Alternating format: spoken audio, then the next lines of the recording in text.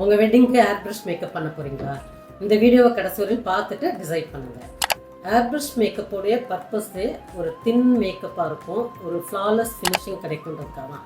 But உங்கள் skin two ட்ரையாக இருந்தாலும் டூ ஆயிலியாக இருந்தாலும் அண்ட் ப்ராப்ளமேட்டிக் ஸ்கின்னாக இருந்தாலுமே ஏர் ப்ரஷ் மேக்கப் பண்ணக்கூடாது.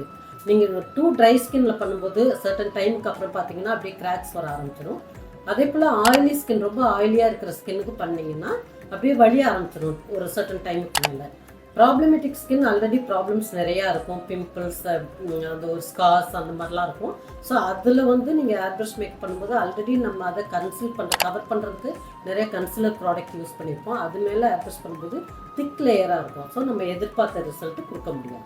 இந்த டீட்டெயிலே ஏனோ தெரில, எந்த மேக்கப் ஆர்டிஸ்ட்டுமே பிரைடுக்கிட்ட கன்வே பண்ணுறது கிடையாது.